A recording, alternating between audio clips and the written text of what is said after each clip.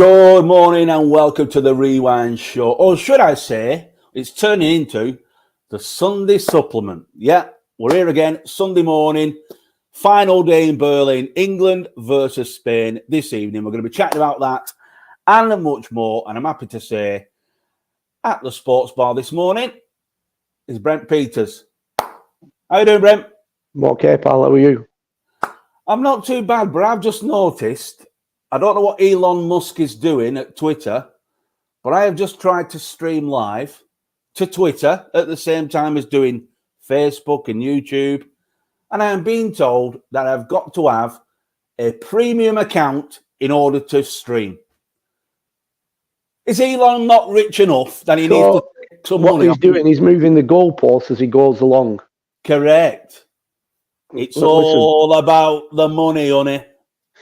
It's all about the money. Yeah, it is. He's got cash is king. He sends rockets to space, and he wants a measly 10 quid off Mr. Brown in Elliefield. Does he not realise that we're Bacup Borough Football Club? Go on, mate. See, Elon, we do as we please. We're Bacup Borough and we do as we please. Simple. We'll find a way around that. But yeah, it just flashed up. It said, I thought I was going live to Twitter, and it just said, sorry, but on X now, you need to subscribe to the premium account. Dear, oh dear, come on. Well, just subscribe and then cancel. What, every week? Well, yeah, if it takes that, yeah. Anyway, we have got people on Facebook this morning. I might put something out on Twitter in a minute. Tell people to go across to Facebook because Elon's stopping us from, there's no room at the inn. Anyway, how are you doing? Yeah, I'm okay. You? Yeah, I'm okay. I'm all right. What kind of week? Busy. An extremely busy week. Don't let me listen. It's just all answer. It's just mad. I mean, we're at holiday season, which, it is what it is. I've got in my business, I've got drivers on holiday, so I've got we're training up a new driver who actually is Claudio, who plays for our under 23s, and to be fair, because of circumstances, because of people on holiday, so my spare driver is now having to take a run, which means that Claudio's had to be thrown in at the deep end and kind of learn on the job. But I have to say this. He's doing very, very well, to be fair. He's doing very, very well. Brilliant. I did say to him, because he did do something that was naughty on Friday, and we were talking about the European Championships, the European, and at the end of the game yesterday, and he said something about Berlin, and I said, listen, if you start doing blinking the stunts that you did on Friday with one of the drops, you'll be kicked to Berlin. But no, he's doing well, to be fair. He's doing well. He's doing well. You got the message. So the difficult part is, obviously, I've got that. I've got everything that's going on, trying to get ready for season here. It's all right. People come in. They say that they're supporting. They come and help in the little ways that they do, and they have an input. But their input, they're only scratching the surface, Steve. You know what it's like. You know what we've got to do. And there's jobs here all the time. I get to know Brent because, I'm just writing this on Twitter at the same time as talking, but I get to know because we're always talking, you're telling me what's going on at the club. And even I'm educated because I don't know half of what goes on at the club, Brent. But I know for a fact, no rest, and other managers will be the same around the country. There's no rest for you, mate. Well, there isn't. It's just the life that I've decided to participate in, isn't it? I mean, I'm not just a manager, I'm running the entire football club from top to bottom, and I'm here every day. So when there's jobs to do, some football clubs have got good volunteers and they turn up in the numbers. We've never really had that, and where they've turned up in the numbers. We might get an odd, one or two just coming in, pottering about doing something, but it's not enough with what you've got to do. And a lot of other clubs out there, we go around to travel to a lot of clubs, and I won't say I'm envious, but I think, hold on a minute, you've got a lot of people. What on match days, you can see them, can't you? Like if you go to Liverpool, just using them as a, kind of an example, it's 20, 30 pottering around, Brent. With Oh yeah, I mean, it's probably about 5 years ago now. I mean, it might have changed, but I remember going. They've changed things that much, but the Northwest Counties had left the balls. Now you get them at the AGM, but for some reason this particular year, you had to go and pick them up at another football. So I had to go and pick our stuff up at Padiham. And I remember driving over, and I drove onto Padiham this particular day, and it were on a Friday, and just the amount of people were on that ground during the day, doing varying different jobs on the ground, and they weren't young people. They were, no disrespect, there were people probably obviously retired, semi-retired. And they were there in numbers, and I were kind of envy, and I even said to them, thinking, "Hey, you do well here with your volunteers." Oh yeah, they come up every week. All I get is he's a good lad. He comes in, he has half a day with me, and all he does, I'm bogged down here. I'm in chains. You remember that song? I'm in chains. I'm in chains to my seat. Who we paying today? Who we paying out today? Well, hang on. We ain't got no money in because our other department's failing. So we ain't got no money in, so we're paying nobody. It's simple as that. Let me get out there now. I've got a bit of painting to do. Yeah, a bit like Mr. Like your partner in crime. I weren't going to mention his name, but he knows who he is. Like, who we paying today, Brent? Yeah, exactly. Well, unless the money comes in, we ain't paying out. Exactly. Yeah, exactly. That's the way it is. So yeah, so it's what answer to your question. It's been very, very busy, and it is very busy. I mean, the long days for me. I'm getting up at 5 o'clock in the morning. I'm on the road at 5:30.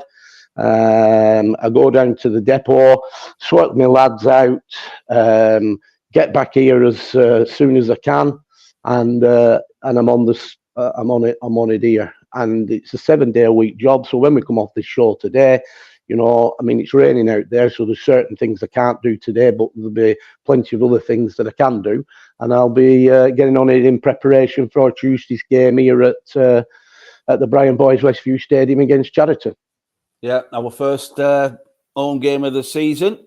So get yourselves down on Tuesday. It should be a good game. But in action yesterday, as I said, I couldn't make it, unfortunately. I was putting the programme together. But a good run out for the lads. I saw the scoreline, Brent. Was it a good game? Yeah, it's like anything else. I mean, pre-season, I've said it before. Pre-season, you do your pre-season because it's all a build-up to the season, and you're looking at where where players' fitness levels are in game situation. You're looking at varying players. Can they adapt to another position which they're not used to playing in? Or can they put another string under the bow? You're also looking at, like in the team shape that you play, are they executing that team shape like they should be? And it's all that. And then you look at your trialists. You've got people that's in and they're on trial. So that's what pre-season games are about. I'll be honest, I said to the lads at full time, I didn't really say a lot, but what I said to the lads at full time, compared to the last game that we played, I was disappointed with the way that we conceded the goals today, because one of the things that the highlights of the game, what we played at Golcar, was the fact that we kept a clean sheet. We looked a tough side to break down, and we got the goal, the all important goal that we got, and we won the game. And them are things that you've got to build on. But the disappointing part for me yesterday was the manner in which we conceded 2 goals, and for me, it wasn't. We'll come to the positives, and there were a lot of positives. Don't get me wrong, there really were a lot of positives. But the 2 goals we conceded was absolutely, you're just not going to put up with it. It was, they're avoided. Look, To me, when a team scores a goal, right, and you concede a goal, there's one of three things can have happened. Right? This is the way I look at it. There's one of three things that can happen. The goals usually come because of a mistake made somewhere along the line, right? Or they've come from a situation where a player or two players or maybe three players have not executed their roles and responsibilities to the letter of the law, right? And then the third one is a player from the opposition absolutely scores an unbelievable goal, which brings me to the 16-year-old kid for Spain the other night that scored an unbelievable goal. Yeah. Right? So if that 16-year-old kid scores an unbelievable goal, you're not really, there's nowhere to go with it. You've just got to hold your hands up and say, listen, what an absolute fantastic finish. We had the same situation, didn't we, last season away at Shelley, when we got beat by Shelley in the last couple of seconds. The guy's never going to hit a ball like that again from 35 yards in his life. No, exactly. And so then for me, them are the three scenarios what happens when you concede a goal, right? It's either come from a mistake, which anybody, we're human and people can make mistakes, or it's come from being kind of indiscipline in your roles and responsibility, or the other one is somebody scores an absolute blinder. But the fact of the matter is the two goals we conceded on Saturday came from really absolute, poor situations. The first one, players haven't been carrying out the recovery run to the letter of the law, so runners were getting in. There was a ball played between the lines. That was a very, very good ball, to be fair. It opened us up a bit. I've then got a question, what happened after that in terms of how they finished. And we really, really should have done better on that situation. So it's not, you can't turn around and say, you've got to give the opposition credit for that goal. That goal had a couple of players have taken on the roles and responsibility to the letter of the law. That goal would never have happened. But the second goal that they got in the second game, it's just unbelievable. I mean, a player's got the ball at his feet. He's taken about blinking 3 weeks to deal with it, to decide what he's going to do, and he's got robbed and they've put it in. It's a tap-in. It can't happen. It's just like, and I'm not here to, listen. This group set out last season with an aim and ambition, and the aim and ambition was to at least get in the playoffs to get promotion. Yeah, we can look at the fact that we won the cup, but they failed in terms of the playoffs promotion. They failed. Yeah, we didn't talk too much about it, Brent, but I think everyone were kind of, we got to the final. We were happy to be at the final. Of course we were, to make it a double. But I think everyone were walking around with it in the mind that we missed a trick here. We've missed an opportunity. I mean, I've said it before.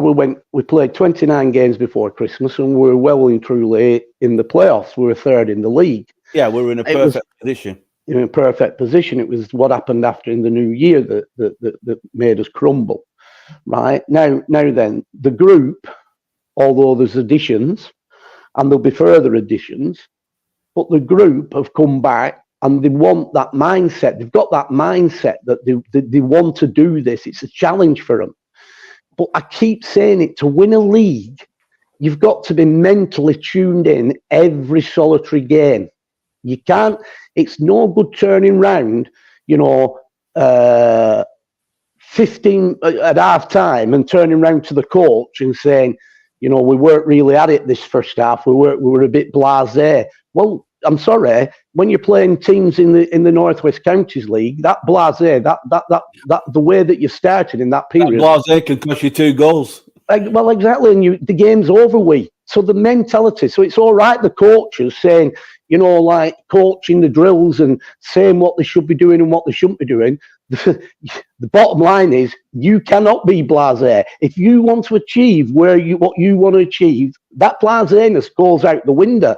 You start games positive, and it all comes from, all this starts from arriving at the ground, mindset, being on time, being punctual, not being late, going into your changing room, sitting down and being focused, not dancing around listening to music and thinking like, oh, we're out in the blinking nightclubs and blinking bang, bang, bang, bang, bang. You've got to be focused. You've got to be straight. You've got to be focused. You've got to be tuned in. Yeah. And wired in. When the coach is speaking and when the manager's speaking, you've got to listen. You can't be messing about playing with boots, looking at somebody, having a grin at somebody because something's been said and laughing and joking. It's serious stuff. You've got to be wired in and fully concentrated. Now, I stand back sometimes and I'm watching what's going on. I mean, I even had to have a word with this was, were it before the game or were it after the game when my coach, Nigel, was doing his post-match? I can't remember now, but right across from me is my physio. And something was said, and they're having there's a grinning going on, and I had to go over to him after and whisper and said, stop starting laughing when the coaches are talking. It's out of order. Yeah. And these are little things. You're not in a blinking, listen, they might think they're in a blinking amateur changing room, but certainly where I'm concerned, I'm not in an amateur changing room, and I'll treat them as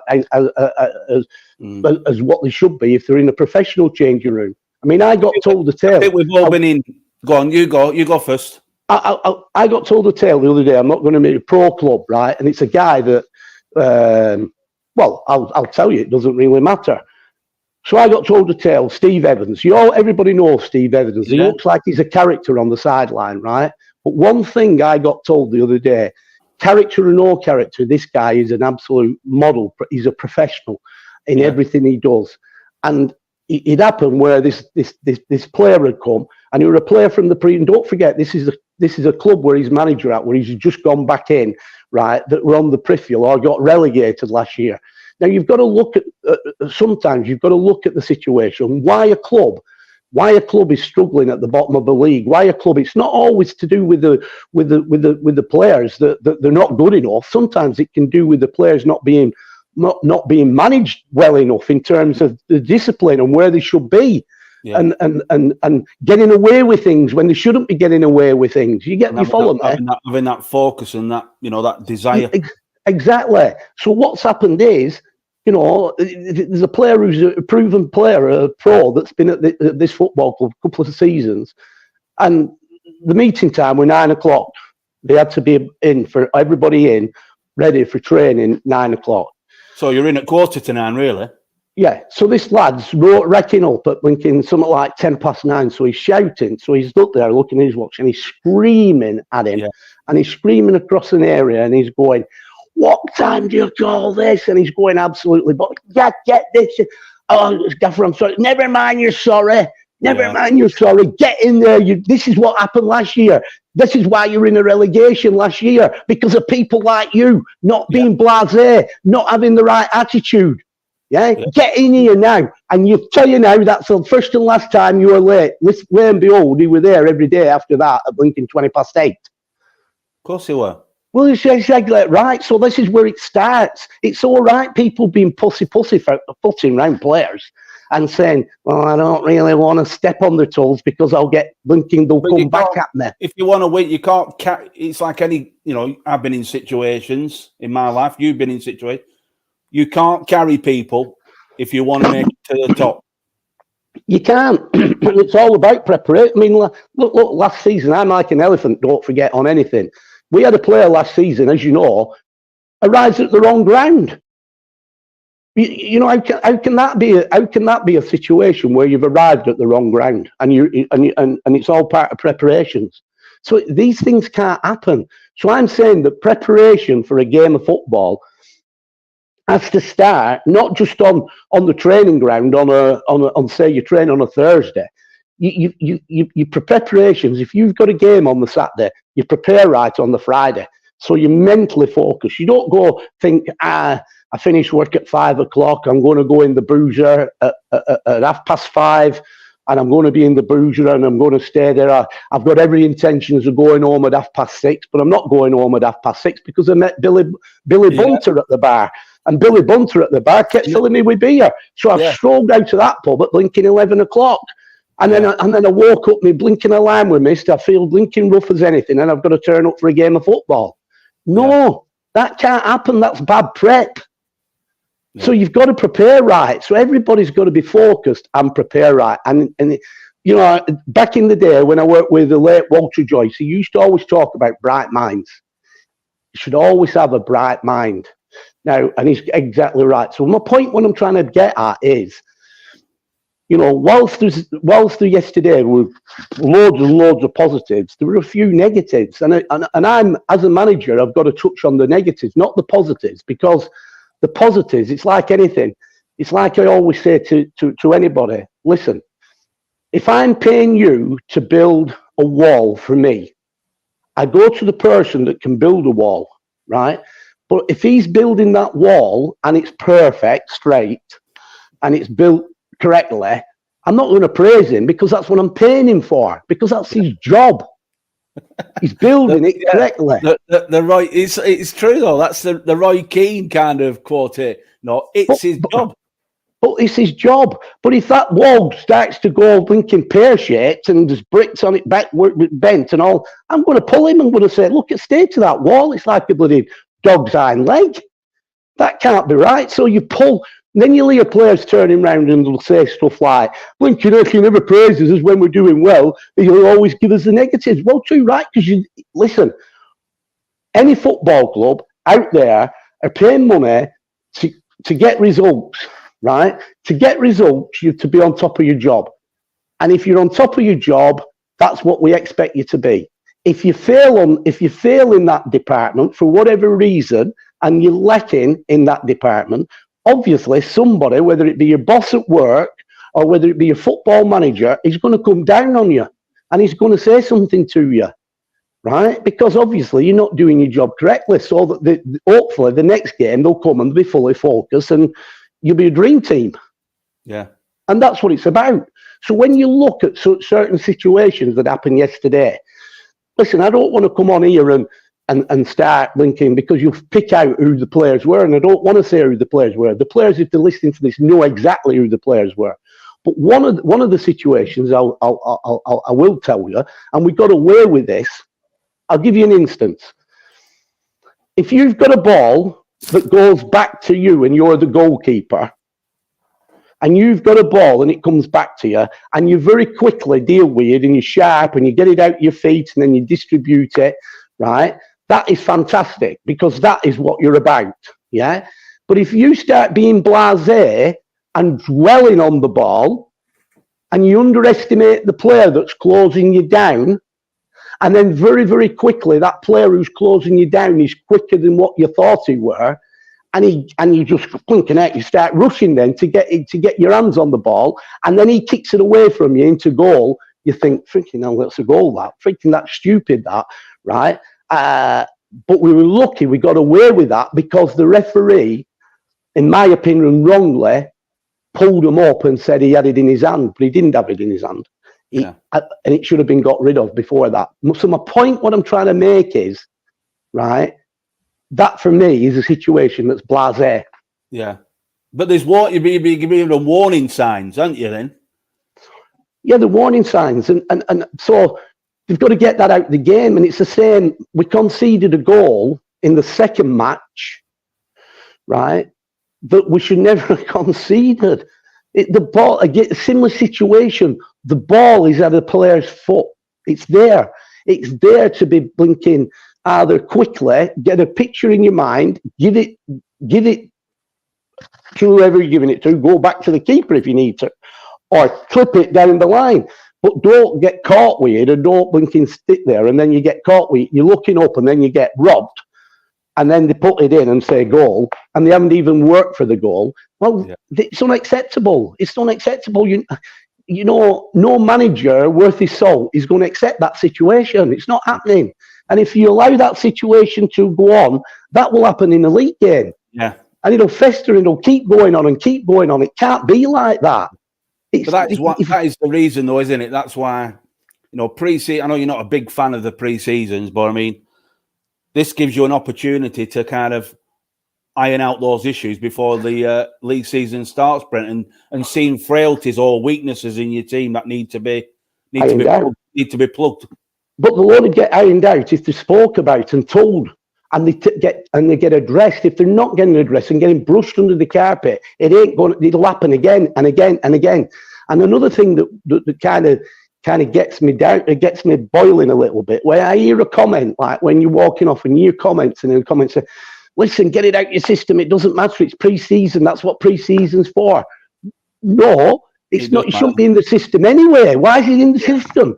That they haven't worked hard for that goal. They haven't worked hard for that second goal. It does matter. It does matter in the long scheme of things, because you want to be going on autopilot where that consistency, that professionalism automatically kicks in. Correct. 100%.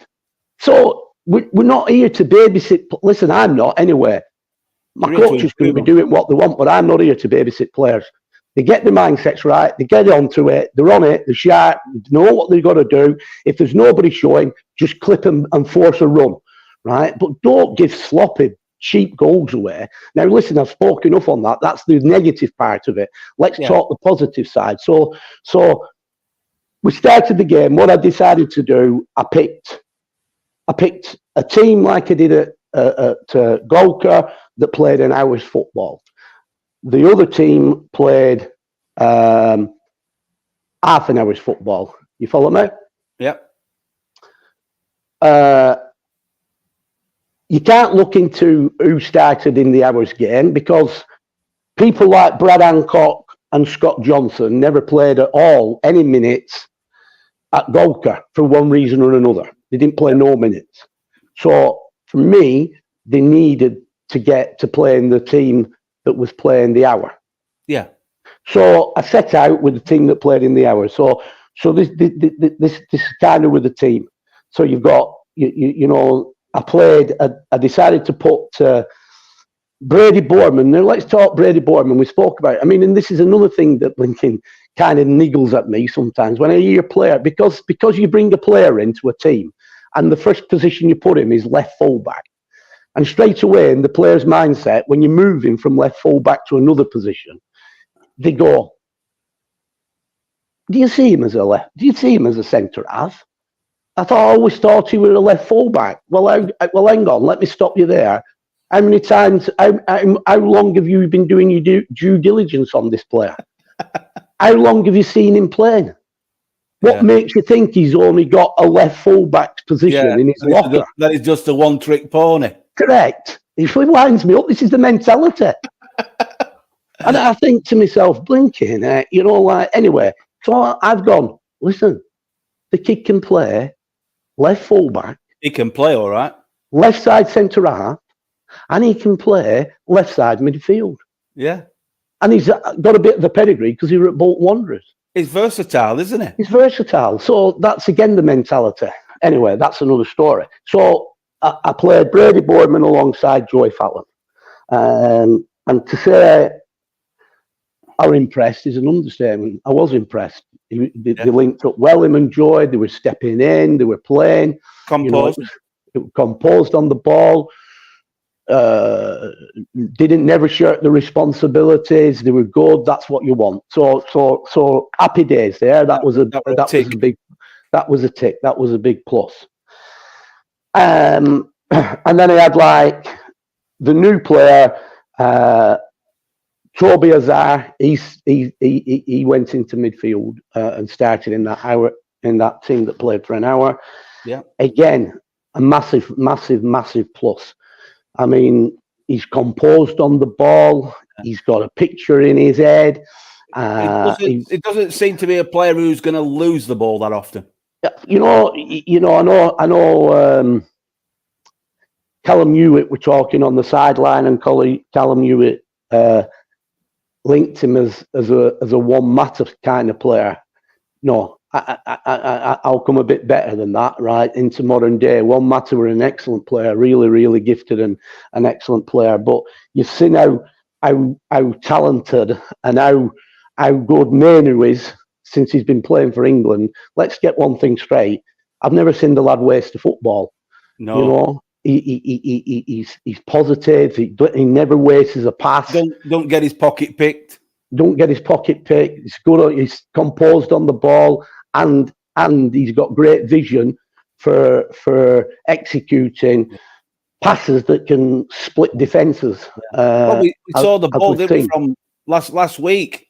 I remember the goal that we scored at Golka. It all started with Toby in midfield, and he just sliced that ball through into the left-hand channel for Connor Morris to cut back for Jack. Yeah, exactly. Well, he started in that team, and he again wasn't out of place. Really, really impressed me. You know, really impressed me. You know, he didn't waste. He was great vision. You know, executed some great. You know, got us going. You know, didn't dwell on the ball. Didn't waste the ball. Yeah, very, very intelligent player, and he got us going. So he you know, that was another big plus for me.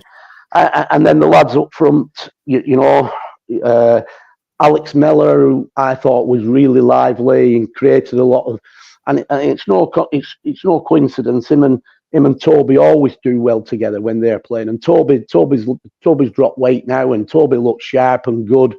And Carl Siddall, you know, so they linked up. So in that first 45 minutes and for the first hour, you know, in all fairness, even though I'm having a bit of a you know, saying I were a bit disappointed in the goals that we conceded. Yes, I 100% and I'm going to pick up on that like I have done, right? But in terms of going forward and playing as a unit and playing as a team, I thought we were really, really good. I mean, listen, it ended up at half-time where it was 3-1. But if I turn around and said to you, you know, it could have easily been 6. Yeah, that's not being disrespectful to Broadheath Central. It should have been. You know, my concern from a positive point of view, we created chances, and we created chances in abundance, so it was pleasing. But from a kind of a negative point of view, we should have been taking them chances. And this is my point now. This is where I'm coming to. So let's turn this on its head a little bit. So you've been positive in the hour. You've been positive. You're creating chances for fun. You're dominating the game. You're opening the team up, but you're missing your chances when it gets to the final third. Yeah, you know. So you're missing your chances, and then a situation arises at the other end of the pitch where someone is blasé, gets caught in possession, and we concede a goal. Yeah. What does goals do? They win It games. changes the course of the mentality. So straight away, if that was to happen, their back heads are up. We go, what the hell's going on here? So you're down a little bit, and you end up in a situation where you're chasing a game you should never be chasing. So the moral of what I'm trying to say here is, you should always, when you get the chances at the top end of the pitch, be clinical and take them, because it puts the game to bed. And it puts the game to bed to stop. If that scenario happened at the back, you've got a bit of a buffer zone. You've got a buffer zone, correct.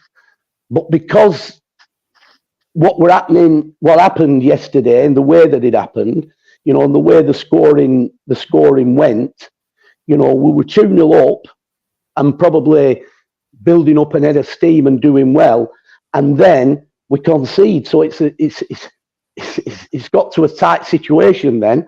Luckily, you know, and again, this is how important, you know, Josh Brooks, the keeper's distribution is. We got a bit of daylight from his kick. You know, he's fantastic. His kicking, he just picks people out for fun. You know, it's good. It's good. It's positive.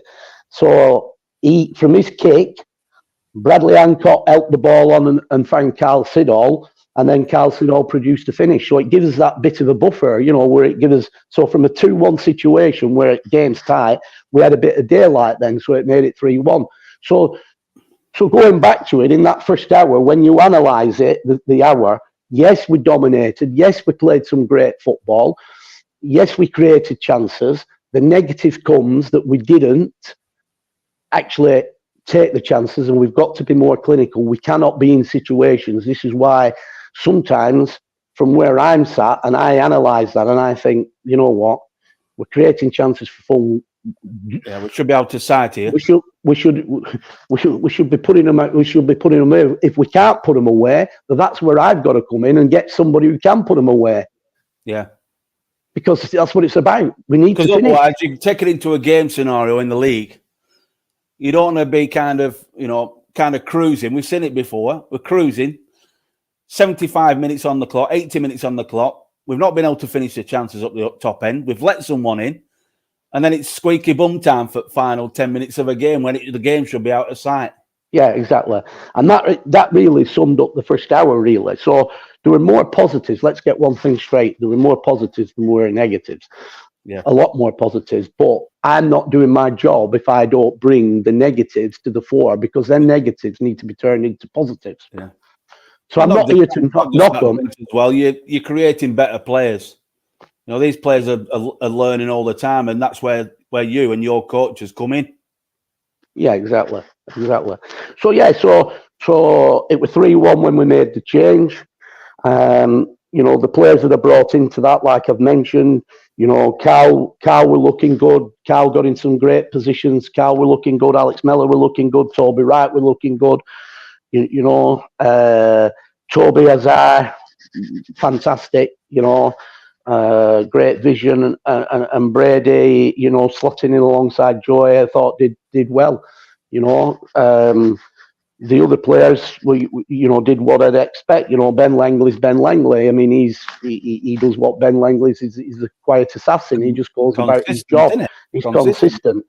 If I've got to talk about Mason Fallon, I'll talk about Mason Fallon. Mason Fallon's an excellent defender, excellent fullback, but I think he'd be the first to say, and I'm going to say it on here, and I've said it to my coaches, he needs to drop a bit of weight. He's too overweight. If we were at a pro club now, when he'd been weighed coming in, he wouldn't be with the ball yet. He'd be a remedial PT. Yeah, he'd be with Ryan Russell, and they'd be being beasted. That's what he's got to be. It's cruel to be kind. Yeah. It's no good going into games and thinking, well, he's carrying a bit, isn't it? Well, let's do something about it, for God's sake. It's not all about technical ability.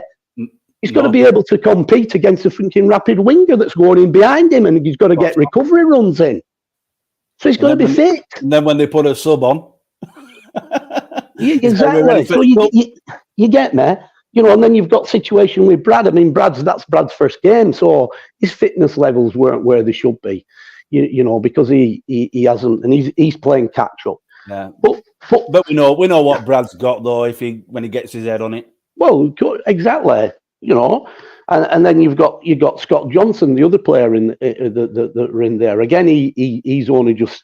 I told you why I didn't take him to Dorker, but he's now signed on the dotted line, so he's got to get his head on now and obviously try and force his way into the team. But I'm not going to come on here pussyfooting around people. I'm just telling it as it is. Yeah. That's the way it's got to be, because I'm not. That's the way I am. Yeah. I'll stand there. I'll let my coaches coach. I'll let my coaches have the platform and say. But at the end of the day, there are certain situations. I mean, it's like the next team that we put out, the one that played in the half an hour. So we goes out into that team. So I moved. It was a complete straight changeover. But Brady, I moved to left back from left centre back. We brought Malachi in to play alongside Gareth Wager. And again, what I've got to say on this situation, listen, you can't. I know it can't always be serious in a football environment. You've got to have some time where it's not serious. But listen, when you're building up for the start of a season and training is important, you can't prat about in training, because if you prat about in training, it's going to go and carry over to your game situations. And for me, that's exactly what happened, why we conceded a blinking second goal. Because, you know, it's like some people are really focused. Like you get Joey Fallon, he'll be focused every game. He'll be focused every training session. He's a winner. He's a serial winner. He's that much of a serial winner is Joey, and I'm a serial winner. And I love the guy to bits. I mean, blinking out.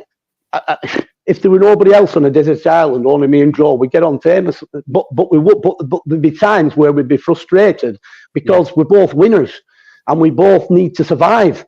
And, you know, and to survive, we need to win. So basically, sometimes me and Joy can be at loggerheads only because we both want the best for the team. But so we're at loggerheads. It's healthy loggerheads. Of course it is. It's healthy loggerheads. Exactly. Challenging one another to be the best. Correct. So for instance, you know what you're going to. I know what I'm going to get every training session of watching standing of Joey Fallon. I know exactly. When we get in that changing room, I know what I'm going to get off Joey Fallon in a game situation. When we come out that changing room in a game situation, that kid is going to be on the money because he wants to win. He will put his body on the line every game and every training session. And if that mentality, will win you a league. Yeah, and if that mentality can go into situations, if we can put that mentality into the other players, then you'd have a blinking team that won't just kick on in this league, it'll kick on in the next league. But you've got to have a collective mentality. Now, I know we can't all be choir boys, but you get different characters and you get some people that you know, they're kind of more laid back, they're more chilled and more laid back.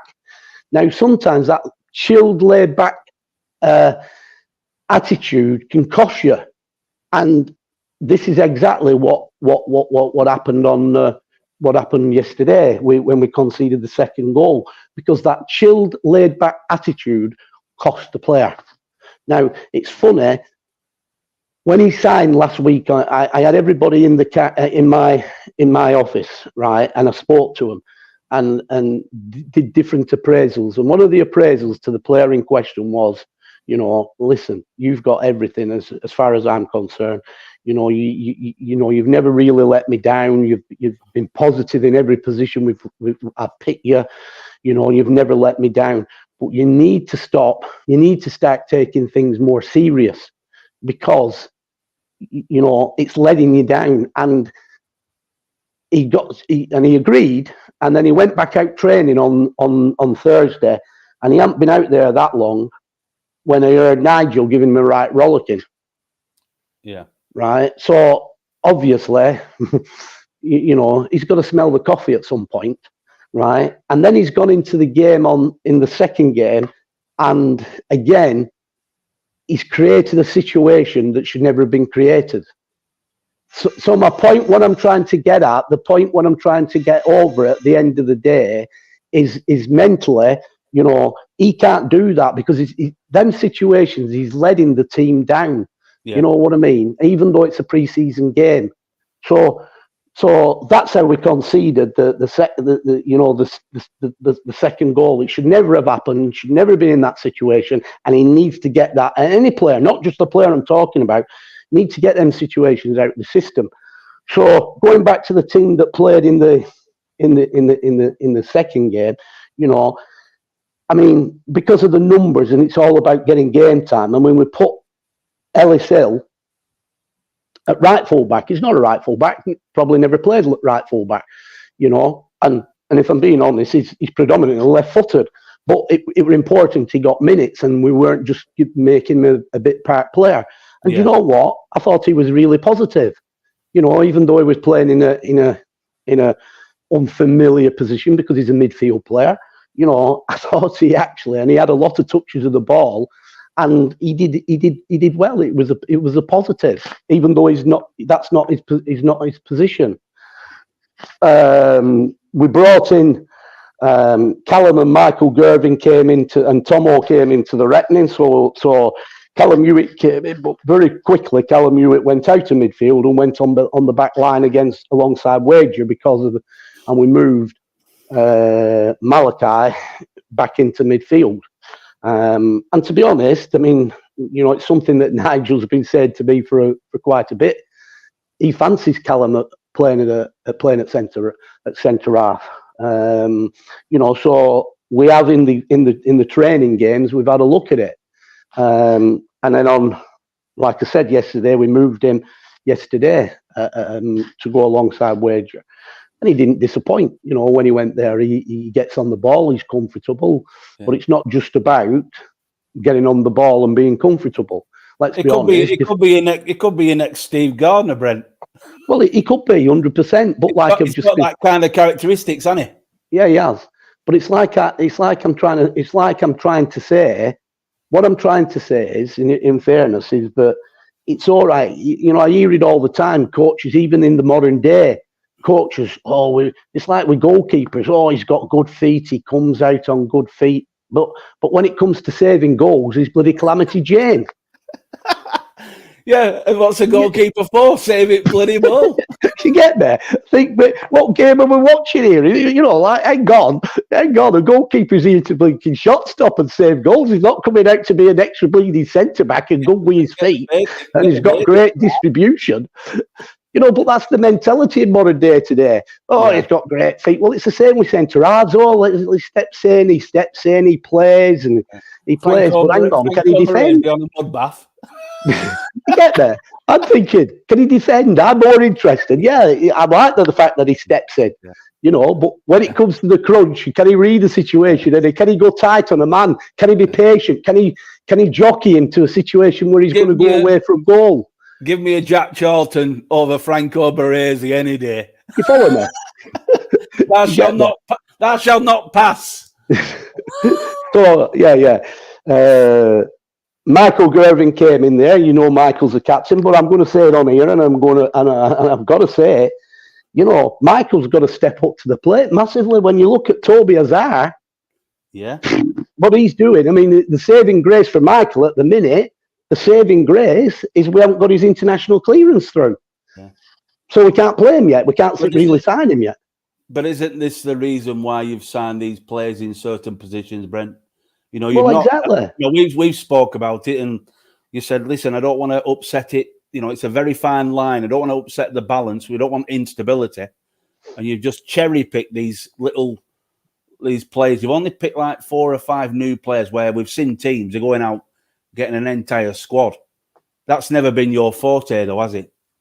No, I think we've got the players if they get their attitudes and the mentality right. Challenge the others. We've got players that are in the squad and it's good and it's good competition. But what I'm trying to get at is that listen, we're talking Michael Gervin here, and I've got to talk Michael Gervin. I mean, listen, let's talk about Michael. Michael is a terrific player.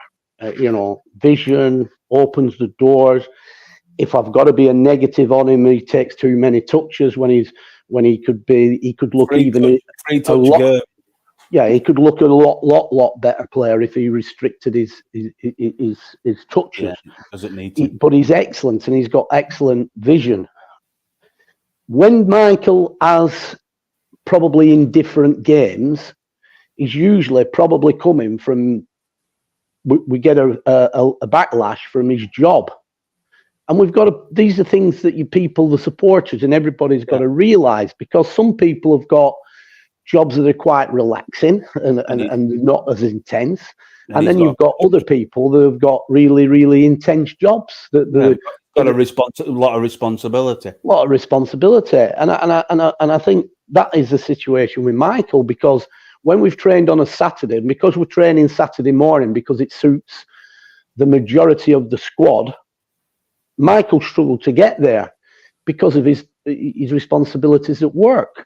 Yeah. He's tried every effort to get there, but he struggles to get there on a Saturday. Well, that's affected where he should be in his terms of his fitness levels, because we can't just alter all the training program for one player. We've got to move as a group and as a unit. So he's kind of struggled a little bit.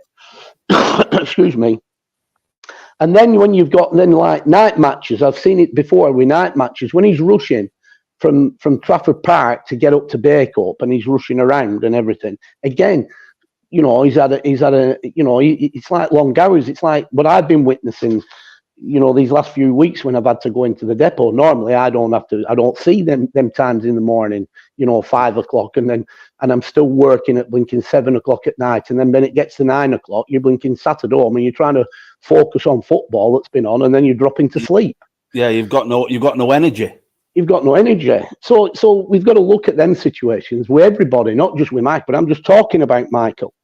But the simple fact is, what I'm trying to say is, as a captain, he's a truly magnificent captain, and I've said that he's been a fantastic captain. Yeah. And as a footballer, he's a fantastic footballer.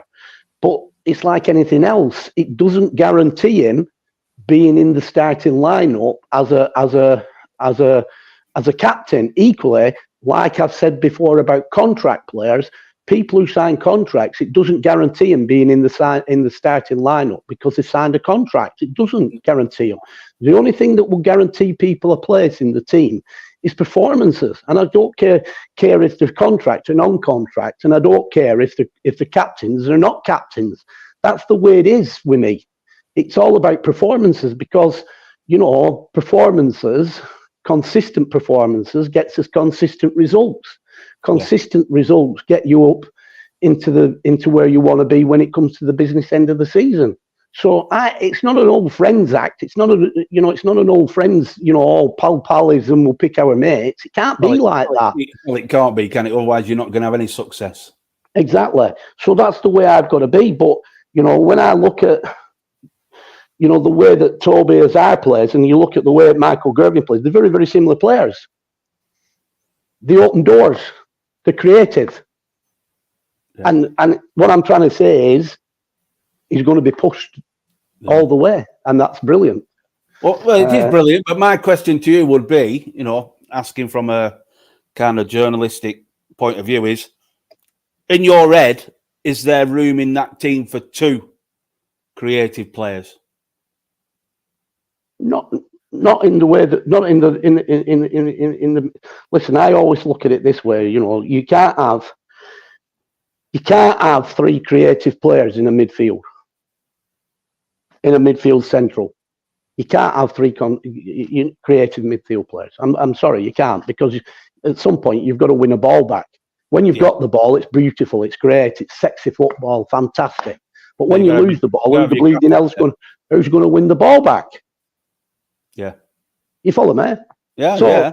So this is my mindset. That's why I asked the question. So really, in the way that I see it, you've got to have one, and you've got to have the other one complements, because the other one is a ball winner, protects him. You look at like the England setup at minute, and I know you'll all have your opinions and you'll all have this, but listen, it's been a disgrace what's gone on with England from the start to up to now. People are changing the mentality. All them blinking idiots that started on him in first game and all that, they shrunk under the rocks now, and then they're starting to creep back out from under the rocks, and we've got a bit of a chance, haven't we? We could win tonight, couldn't we? And they're like changing their mindset. They're a lot of shithouses. I'm telling you, shithouses. I'm telling you, right? And anybody who started slagging from the beginning and thinking that they're the real deal, and this is managers that have been managers at non-league clubs at higher level that spout off. And these are managers and coaches that some of them have been in the Football League that spout off. At the end of the day, they shouldn't be spouting off, because in football, when you look at the modern day game of football, different clubs have different mentalities in how they play. Man City is a standout alone the way that Pep plays. It's standout alone, right? But he has a different mentality in how he plays, right? How he wants to do. You go to Arsenal, they'll have a different mentality, different way of playing, right? And then you go to Chelsea, they'll have a different mentality, different way of playing. Liverpool, the same. Everybody has a different. It's catered to the players within your. Yeah, exactly. Your unit. But it doesn't mean that one's right, the others are wrong. It's the way that they prefer and the way that they set up from the players that they've got. If you turn that onto the England setup, it's the same principle. I mean, the laughing joke for me the other day against Holland were fantastic first 45 minutes. Weren't they brilliant? Expansive football, sexy football, creating chances. Yeah. Why was that? Because the opposition allowed them that opportunity to play like that, because there were loads of gaps, because it was like an English game. But then when Koeman, because he had to do something about it and realised we're getting overrun here, we've got problems, they're the best team, he decided to reshuffle his pack and put another midfield player in, which nullified the space. So then when you get people saying in the second half, but they went back to their old ways the second half. No, they didn't go back to their old ways the second half. They tried to play like they did the first half, but the blinking door was shut on them at every opportunity. So they couldn't play like they did the first half because the door was shut, because you've got to give credit to the opposition for doing what they did, which stopped them. So stop having a go at Southgate and say his negative tactics. Use a bit of that upstairs. You follow me? Yeah. So the point I'm trying to make is, right, people have opinions in football and we have opinions on different. So when you're saying, can you play, I'd say that we'd have one in there creative and one looking after him, right? The other player that plays the 10, obviously, he's got to have a bit of a free role, if you will, because he needs to support. Whilst he's got to do a job in midfield, he's got to be the one that supports and links up with your centre forward. Yeah. So which is almost kind of, well, you've got Ben Thompson or Connor Morris kind of operating. Yeah. Now, in terms of Ben, yesterday, again, and I'm going to say it on here, and again, listen, I've given my coaches, Ryan Russell, a free rein to operate the pre-season programme. He's done an excellent job in doing that. Excellent. But my point is, some of these players have come back overweight. Ben Thompson being one. Straight away, I pulled him after the game. I said, you're overweight, you. You need to stop stopping on them services, going back home and going on a McDonald's. Yeah, right? Yeah. And I'm being serious. He's carrying a bit of weight. He's nowhere near his playing weight. Now, I'm being honest on here. I've pulled him and said something to him. And he's like, oh, it's muscle. Ben, you know it's not muscle. Right? Well, like you say, if you are flying up and down that motorway, Brent, you are stopping for the occasional fast food, aren't you? I get it 100%. But what I'm trying to get at is it's easy for a player that's been around a football league club, that's getting conditioned, because that's part of their job, to be conditioned, and it's part of their job to look after themselves, because if they don't look after themselves, they'll get found out, because the analyst team will be putting stuff up on boards that'll say, last time weighed the so many kilos and whatever, and then they're telling them they've got to drop to get to them kilos. It's there on a chart. So it's identified. Mm. So my point being, right, when they come out of that environment, it's easy for them to take the foot off the gas. Correct. And not look after themselves the same. But it's my job, because I love every player I've got, I love to bits, but in this instance, Ben Thompson, for me, has still got an excellent chance of going back into that environment. But he's got to keep his foot on the blooming gas. But he's got to keep his foot on the gas. Correct. Otherwise, that door will close. Correct. 100%. And it's my job as the manager. Now, I could go. I mean, I sent Nigel a text. Nigel sent me a rambling text about yesterday's opinion on yesterday. Fine, not a problem. Right? But I sent him a text back, bullet point, straight away, boom, boom, boom, boom, boom. Don't cut around. You can put all fancy words you want into a text message. You put all fancy words you want anywhere. There's no fancy words with me. Drop some weight. Yeah. You've got ability, drop weight. Now, for me, if we go back to the pre-season programme, you'll hear it, and you've heard it before, some clubs won't have the first week back or whatever, won't have a football. It'll be a lot of running, intense running. Oh, it is. right? Intense running. Now, in modern day, a lot of it has changed because they get.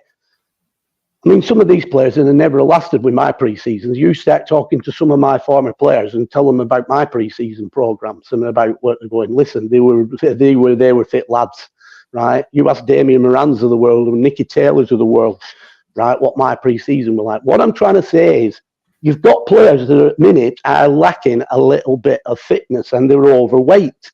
Now, for me, those players need to come out of the technical stuff to get them up to speed in the blinking fitness lane. So they're fitter. If they're fitter, they're dropping weight. They'll come down in weight. I fully understand that you can be a player that can soon put a lot of weight on. But in fairness, let's look at Toby Wright. Toby Wright, before the end of last season, got loads of pelters. Even his own fans kind of were turning on him a little bit. Yeah. Because they said basically he wasn't helping himself. They can't say that now. Toby Wright looked after himself, done what he should do, and he looks better for it, and he's fitter from it. Me saying what I'm saying on here is cruel to be kind. You know, if they want to compete, the last thing that a player. So if you're a left fullback playing in a team, do you want to be exposed by a rapid blinking right winger, right? Do you want to be exposed because your recovery runs, you're carrying too much, whereas if you dropped a bit, you'd live with every winger you're playing against. And to be able to do your job... Or you're getting done in, Brent, by a mediocre winger who's giving you run around when really he shouldn't be nowhere near you. Yeah, exactly. So me, I'm just being cruel to be kind here. It's the same with Ben. You know, we know that Ben's got loads of ability. We know that Ben's good on the ball. We know that Ben's got great vision. We know that Ben can unlock a door and everything else, right? But one thing, and we know that Ben can get round the pitch, but he get rounded a lot better if he dropped a bit of weight. Would he? Well, the opposition would be chasing shadows if he got himself tip-top like he were back at Fleetwood Town and when he came to us initially. Correct. So if they're watching this now, I can hear it in my head. No, good. I'm glad. I'm hoping that players watch it. But I have to say it because at the end of the day, the last thing I want is for a player to think, I'm not going to go back into the Football League now. I'm not going to be knocking on a door. So, I'll just join the rest of them and look like a blinking, I'm bloody Billy Bunter. No way. No way. He's still got every chance. You can be selfish. You can be very selfish. Yeah, okay, he's all right. He's one of my better players. But we want it. You want him. I want him. Everyone wants him to go back into league so we can say, listen, look at that lad there playing in League One. He used to play for Baycut Borough. Correct. And listen, it's my job to be linking cruel to be kind. All I'm saying is, it's a difficult one now. We're getting near the season, so the training situations change. I mean, they'll not be in now until Tuesday till we play Chadderton, and then probably they'll be in after that on Thursday. So for me, if they're doing technical drills on Thursday, I think they should be the ones I've identified should go with Ryan Russell and be put through their paces. I really do because otherwise they're going to be playing catch up all through season. Get them on the old bleep test. It worked for us in Army. They've done the bleep test. They did it 2 weeks ago. So that will be coming out again to see where they're up to. But there's more than the bleep test they need to do. I mean, listen, people need to be getting to somewhere near the playing weight. And listen, I'm just being straight. But going back to yesterday's result and overall, there was plenty of positives. We created chances. We scored 4 goals. So and the people you'd expect to be on the score sheet were on the score sheet. Kyle, Brad, Toby, Jack Hayward on the score sheet. So, but in ones, right? I'd rather them be on the score sheet in 2s and 3s. But hopefully that's the. I've got a question. We have got some people coming. Of course, do apologise. No Twitter because Elon Musk has decided that we've got to have a premium account. So we'll have to check that out and see how much it's going to cost us. Tom Settle, bit of a question for us, Brent. Is the Brady signing confirmed? Can we? I don't know. Can we talk about that? I don't know. 100% is signed. Of course, it's 100%. He is signed. I don't know who Tom Settle is. Do you know Tom Settle? Yeah, I know Tom Settle. Yeah, very well. Yeah, Brady's signed. Yeah, brilliant. So that's everyone's signed, haven't they, Brent? By all accounts, everyone who's in pre-season training and in the game. Well, yeah, they've got to be signed to be in the game. Signed. They've all signed now. The competition is good, but let me tell you, I'm telling you now, we haven't stopped because no, I need a natural finisher, 100%, and I still maintain it costs money. Then, Brent, we need. Yeah, why do you think I'm putting people under pressure? But listen, it is what it is. If we don't have the tools, I can't get them. Yeah. But if I don't have the tools, then you'll start losing other players, namely people like Mr. Fallon, and that can't happen. So I've got a duty to do just as much as I've got a duty to do to bake up Borough Football Club. I've got a duty to do to people like him because he loves the club. He wants to be a big part of the club, but he wants the club to kick on, like I do. Like we all do, yeah. And the only way we're going to do that is by being proactive with the business development. I'm sorry, but that's where it starts and finishes. You don't rely on your gates. Gate money's a bonus. You don't rely on your kitchen. Kitchen money's a bonus. You don't rely on your bar. That's all a bonus. It's got to be a business development, and you've got to be proactive and think outside the box and succeed in what you do. Certainly do. Final thoughts, because I'm going to go to my mother's, do my good deed for Sunday. England tonight. Can Southgate do it? Can England do it? I backed him all the way through from day one, as you know. You have. And I'm going to back him again. And there's nothing, from a managerial point of view, that I want more. I'm not bothered about England as such as England. I'm bothered about that guy as a human being.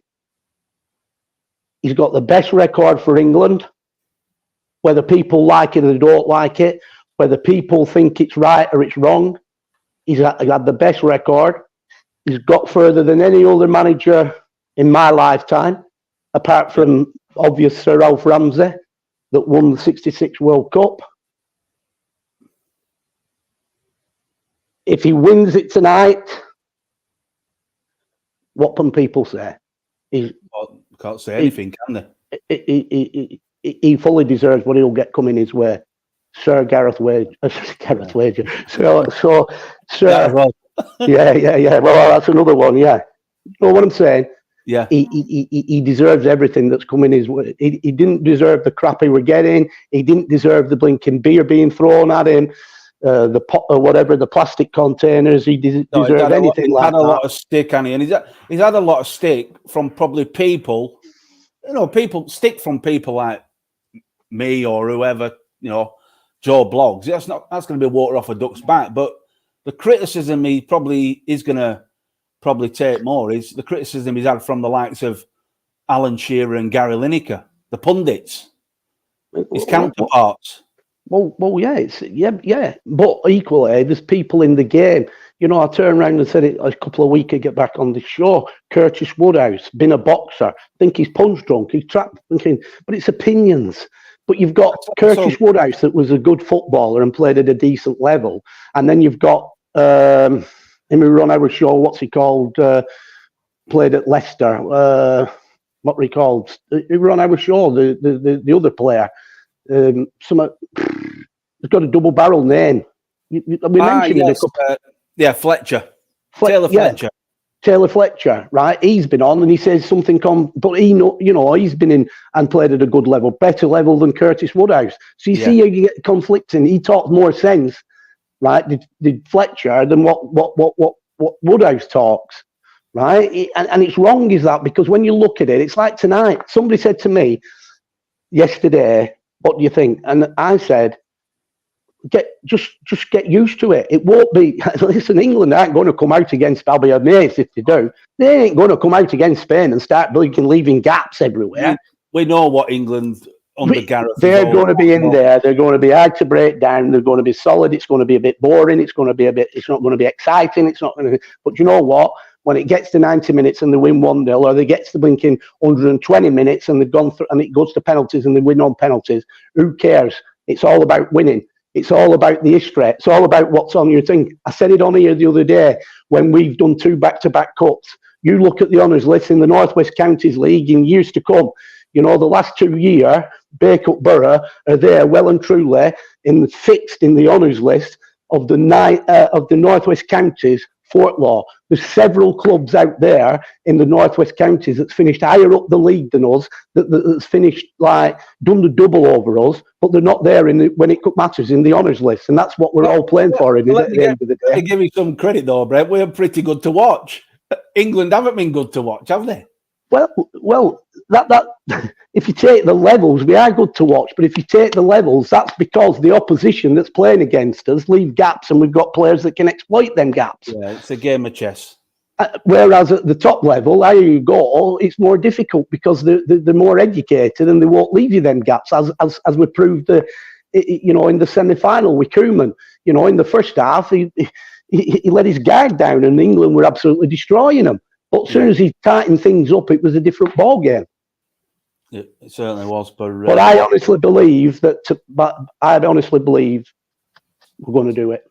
Yeah. Scoreline, score prediction. Come on. No, I won't predict the scoreline. The only thing I will say that I think I'm tempted to say go with same lineup, but if there is ever going to be a change to start with, I'd think it'd be Luke Shaw for Kieran Trippier. But I even don't think he'll do that to start with. I think he'll just go with the same team. Yeah, and then see how the game pans out. Yeah. Excellent. Great show. Eric enjoyed it. He's I'm off to my mum's. Enjoy your Sunday. See you later, Paul.